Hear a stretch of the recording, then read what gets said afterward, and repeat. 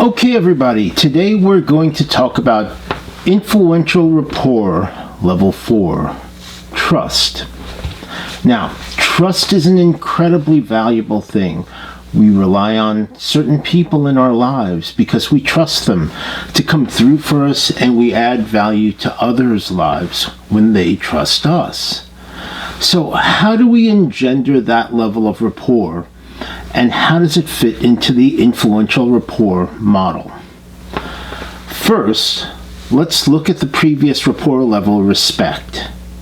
Trust is an extension of respect because trust is engendered by either repeated examples of respect for boundaries, or in other words, repeatedly demonstrating that we do what we say, or we have a track record of demonstrating that respect by performing as promised. Now, this is one of the reasons why reviews are so important.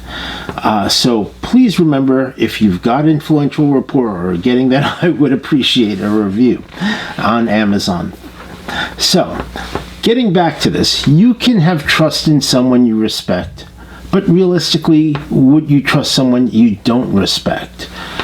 You might respect someone's accomplishments or skills, but if you don't respect the person, then I would seriously doubt you would trust that person. So, how do you gain trust quickly? First, it's important to ask, do you trust yourself? Have you ever made a New Year's resolution and not kept it? When you didn't keep it, how did you feel about yourself? Did you lose respect for yourself and not trust yourself in those situations you were trying to change? So the first step is to build up your trust in yourself. Now, I don't mean trust yourself to mess things up. While that is an example of consistency over time, it's not necessarily useful in this or any context. So pick something that mildly annoys you that you've been meaning to change.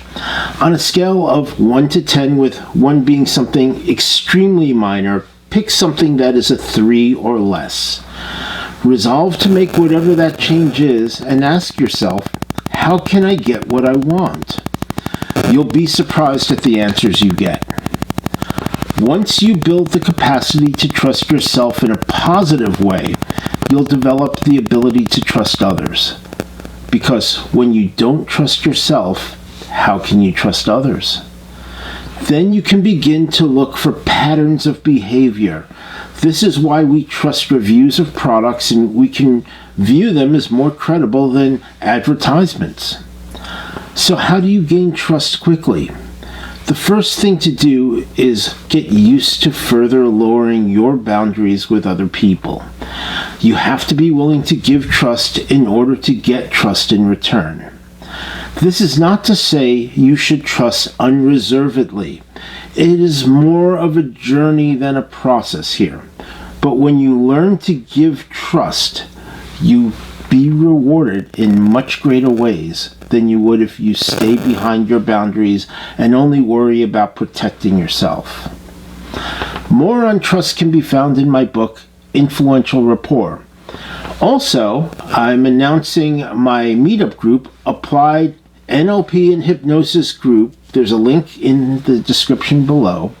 It's free to join.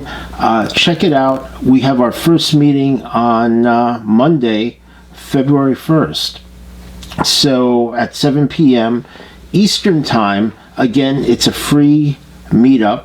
We're going to go over a lot of things. The first one in this case will be influential inquiries, the art of asking better questions. Thanks so much. Look forward to seeing you again next time, and please join us at the meetup. Thanks. Bye.